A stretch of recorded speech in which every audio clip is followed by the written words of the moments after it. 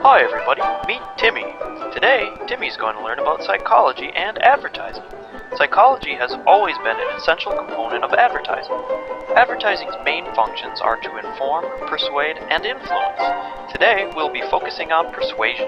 One of the most widely accepted models of persuasion that is often associated with advertising is the elaboration likelihood model. The elaboration likelihood model, otherwise known as the ELM, is the theory identifying two ways a communication can be persuasive: the central route or peripheral route. The route which is taken is dependent upon the abilities of processing and the motivation of the receiver. That's you, Timmy. Let's spell it out for you, Timmy. Here is the central route. This is a direct route of persuasion that appeals to logic and involves a great deal of thought. The central route is associated with high involvement. Involvement is how much time, energy, and other resources you are willing to put into the process. How much attention do you want to put into it, Timmy? Let's say you really want a new car, and you see an advertisement for a car on TV. Because you really want a car, you are highly involved. Now you are more likely to listen to that commercial. Because a car is an expensive investment, it has high perceived risk, which is defined as potential for loss in the pursuit of a desired outcome. By way of the central route, you will look at the facts and use logic to make your decision. It is more effective when the facts and arguments are more believable, and then you will buy that car, Timmy. This route often leads to more permanent attitude change. Remember, Timmy, this is a dual process model. Dual means two, Timmy. Let's look at the alternative, the peripheral route.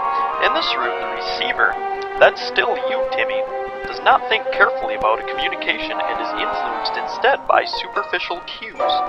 Examples of these cues or gimmicks include an emotional story, bright colors, sappy music, or an attractive speaker.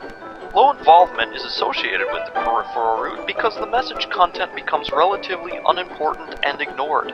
The results of the peripheral route are more temporary and subject to change, as these cues play to the senses, emotions, and feelings. Yes, that's right, Timmy. Feelings. And now a word from our sponsors. Today's program is brought to you by Colors. Colors, colors, colors, the most important and effective aspect of advertising. Psychologists report that color impression can account for 60 to 70% of consumer reaction. Let's meet the colors. First up is red. Red increases blood pressure, heart rate, appetite, grabs attention, and stimulates quick decision making. Meet pink. Pink is associated with sweetness and is often used in the sales of candy and pastries. And then there's orange. Orange causes people to feel energetic and is often found in fast food restaurants. Prolonged exposure to orange can make one become very aggressive. Up next is yellow. Yellow is the first color processed by the human eye, so it is often used to draw attention. Say hi to green. Green is a relaxing color often found in hospitals. In the current trend to go green, it often represents things which are environmentally friendly and natural. Let's welcome blue. Blue is the most popular, favorite color among adults. It is often used to sell jewelry and is the color of loyalty. Blue can also add a nauseating effect to food. Purple, come on down! Purple is one of the most difficult colors to produce. It is often associated with the royal, rich, and luxurious. And next we have brown. Brown is favored by men over women and often used to represent that which is natural and of the earth. Brown represents solidity and strength. And here comes black. Black represents power, sophistication, and formality. It's used to make other colors pop and a preferred color for type for increased readability. And finally there's white. White represents cleanliness and purity to many people. White can also imply simplicity, newness, and high technology. And next time you need to advertise, remember what colors can do for you. And now back to Timmy and his feelings. You see, Timmy, your feelings have a huge impact on how you're persuaded and how you spend your money. The ultimate goal of advertising. Feelings can also be referred to as affect. Affect occurs rapidly and involuntarily in response to a stimulus, like advertising.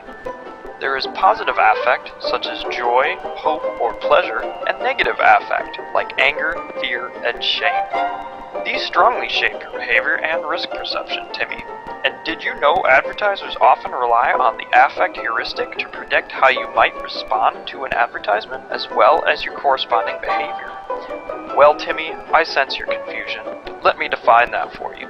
The affect heuristic refers to decisions that are determined by affective considerations, such as our feelings of like and dislike, or good and bad. It basically works like this, Timmy. If a stimulus arouses a negative effect, the receiver, haha yes Timmy, that's still you, will perceive the risks as higher and the benefits potentially lower. Conversely, if the stimulus yields a positive effect in the receiver, Timmy here will judge the related risks as low and the benefits higher and increase the chances you will buy the product. This is why advertisements often contain positively charged emotional images and slogans, as well as the basic factual information. The amalgamation of these elements work through the central and peripheral routes. Do you see that, Timmy? How I brought that back around? And that is how psychology in advertising works. Since we've come full circle, it seems it's time to say goodbye for today. Say goodbye, Timmy, and join us next time to find out what else Timmy can learn.